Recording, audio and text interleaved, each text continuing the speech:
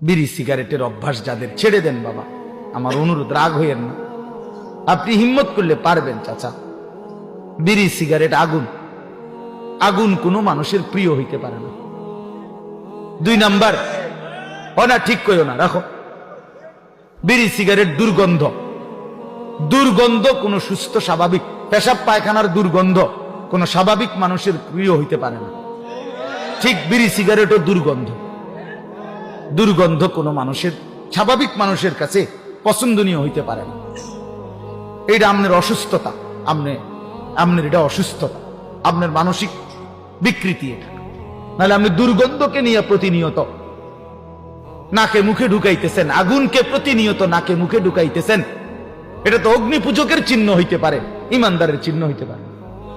আর আমার একটা কথা শেষ, চাচারা রাগ হইয়েন না, আপনাদেরকে বলি, 60 বছর 70 বছর 50 বছর যারা বিড়ি সিগারেট খাইয়া খাইয়া জীবন শেষ করলেন, আচ্ছা কবরে যাওয়ার পরে যদি ফেরেশতা বলে, মনে করেন, একটা চিন্তা করেন না, কবরের ফেরেশতা যদি বলে চাচা আমনেরে আমি দেখছি,